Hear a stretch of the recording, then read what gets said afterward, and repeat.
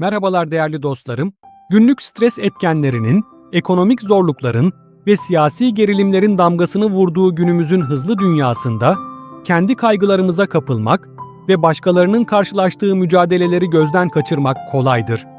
Sonuç olarak kendimizi giderek daha fazla kopmuş, daha az empatik, izolasyon ve öfke duygularına daha yatkın buluyoruz.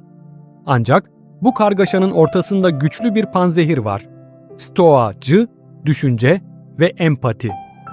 Empati, insani bağın temel taşıdır. Birbirimizi daha derin bir düzeyde anlamamızı ve ilişki kurmamızı sağlayan köprüdür. Başkasının yerine geçmemizi, onun sevinçlerini ve üzüntülerini hissetmemizi, ihtiyaç anında destek ve anlayış sunmamızı sağlar. Empati sadece bir incelik değildir. Kolektif refahımız için bir zorunluluktur. Daha uyumlu bir toplumun temelini atarak şefkati, işbirliğini ve karşılıklı saygıyı teşvik eder. Empatiyi geliştirdiğimizde iyileşme, uzlaşma ve gerçek insani bağ için alan yaratırız. Peki günümüz dünyasında empati neden bu kadar önemli? Çünkü engelleri yıkma, ayrılıklar arasında köprüler kurma ve bizi ortak insanlığımızda birleştirme gücüne sahip. Bölünme ve anlaşmazlığın norm gibi göründüğü bir zamanda empati bir umut ışığı sunuyor. Bu işte hepimizin birlikte olduğumuzu, hayatın karmaşıklıklarını yan yana aştığımızı hatırlatıyor. Günümüz dünyasının zorluklarıyla mücadele ederken empatinin önemini hatırlayalım. Açık yürekle dinlemeye, ihtiyacı olanlara yardım eli uzatmaya, toplumlarımızda empati ve anlayış kültürünü geliştirmeye çalışalım. Sizi daha empatik bir dünyaya doğru bu yolculukta bana katılmaya davet ediyorum. Birlikte empatiyi yaşamlarımızda yol gösterici bir ilke olarak benimseyelim ve herkes için daha parlak, daha şefkatli bir gelecek inşa etmek için çalışalım. Stoacı felsefede duygusal kontrol, sükunet ve ılımlılığa ulaşmak için çok önemlidir.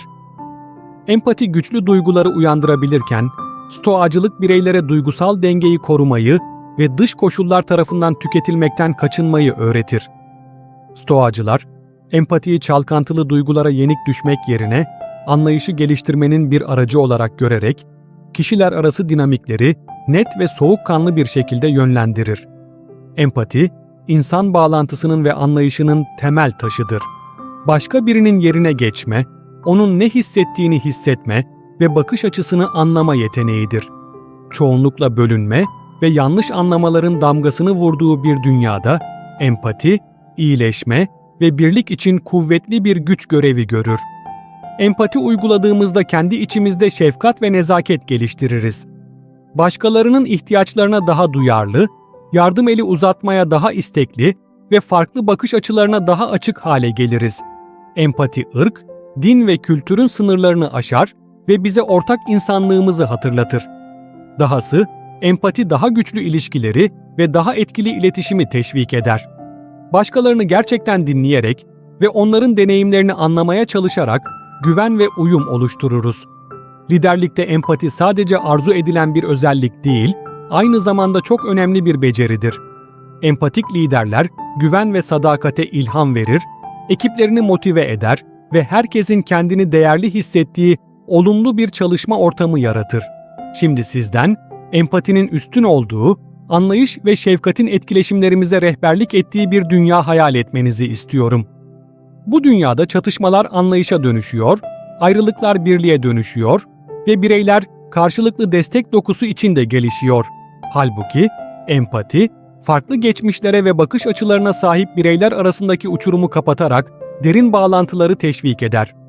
Empati yaptığımızda ırk, din ve ideoloji engellerini aşan diğerlerindeki insanlığı kabul ederiz. Empati sayesinde güven, saygı ve gerçek, ilgiye dayalı anlamlı ilişkiler geliştirebiliriz. Dahası empati, olumlu değişimi teşvik ederek nezaket ve şefkatin dalgalı etkisini ateşler. Örneğin, cesur eylemi sivil haklar hareketini ateşleyen Rosa Parks'ın öyküsünü ele alalım. Çatışma veya zorluk zamanlarında empati bir umut ışığıdır. Ayrımları kapatır, uzlaşmayı teşvik eder ve bağışlamayı teşvik eder. Empati bize, farklılıklarımıza rağmen hepimizin birbirimize bağlı olduğumuzu, onur ve saygıyı hak ettiğimizi hatırlatır. Bu nedenle Empatiyi hayatımızın yol gösterici ilkesi olarak benimseyelim.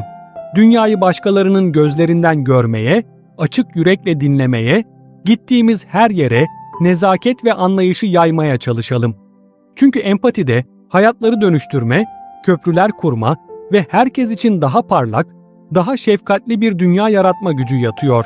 Kargaşa ve belirsizlikle dolu bir dünyada stoacılık bir umut ışığı sunar ve bizi içsel huzur ve derin anlayış yoluna doğru yönlendirir. Stoacı, öğretilerin kalbinde empati ilkesi, yani başkalarının duygularını anlama ve paylaşma yeteneği yatmaktadır. Roma İmparatorluğunu bilgelik ve şefkatle yöneten Stoacı, filozof Marcus Aurelius'u hayal edin. Liderliğin baskılarına rağmen her bireyin doğuştan sahip olduğu onur ve değeri tanıyarak empatiye olan bağlılığında kararlı kaldı. Stoacı felsefe bize empatinin yalnızca bir erdem değil, aynı zamanda insanlığımızın temel bir yönü olduğunu öğretir. Başkalarıyla derin bağlantılar kurmamızı, ırk, din ve ideoloji engellerini aşmamızı sağlar. Empati yaptığımızda bizi insanoğlu olarak birleştiren ortak mücadelelerin ve özlemlerin farkına varırız. Zorlukların üstesinden zarafet ve dayanıklılıkla gelen Epiktetos'un örneğini düşünün. Köle olarak doğmasına rağmen tüm zamanların en büyük stoacı filozoflarından biri olarak ön plana çıktı. Empati öğretileri bize gerçek gücün tahakküm değil, şefkat ve anlayışta yattığını hatırlatıyor. Empati, hepimizin daha büyük bir insanlık dokusunun parçası olduğumuzu hatırlatarak birbirimize bağlılık duygusunu teşvik eder. Karşılıklı destek ve işbirliği kültürünü besleyerek nezaket ve cömertlik eylemlerine ilham verir. Son olarak, Stoacı, felsefenin ölümsüz bilgeliğinden ilham alarak empatiyi yaşamlarımızda yol gösterici bir ilke olarak benimseyelim. Gelin hep birlikte kendi içimizde empati geliştirelim ve bunu başkalarına da yayalım, anlayışın ve şefkatin üstün olduğu bir dünya yaratalım. Bugünkü videomuzu izlemeye zaman ayırdığınız için teşekkür ederiz. Yaşamın zorluklarıyla dayanıklılık ve şefkatle baş etmede metanetli düşünce ve empatinin derin önemini keşfettik. Bu değişmez ilkeler üzerinde düşünürken, metaneti benimsemenin bize zorlukların ortasında içsel bir güç bulma gücü verdiğini, empati geliştirmenin ise başkalarıyla daha derin bağlantılar kurmamızı ve daha uyumlu bir dünya inşa etmemizi sağladığını hatırlayalım. Bu videoyu beğenerek ve kanalımıza abone olarak sizleri topluluğumuza katılmaya davet ediyorum. Bunu yaparak metanetli felsefenin bilgeliğini ve empatinin dönüştürücü gücünü derinlemesine inceleyen gelecekteki içeriklerden haberdar olacaksınız. Birlikte bu temaları keşfetmeye devam edebilir ve bunları günlük hayatlarımıza uygulayabilir, her gün kendimizin daha iyi versiyonları olmaya çabalayabiliriz. Desteğiniz bizim için gerçekten çok özel ve bu yolculukta bizimle birlikte olmanızdan dolayı minnettarız. O halde beğen tuşuna basın, abone olun ve bu maceraya birlikte atılalım. Bir dahaki sefere kadar hoşça kalın. Teşekkür ederim. Empati sadece bir beceri değildir. Bu gerçekleşmeyi bekleyen bir devrim. Devrimi bugün başlatalım.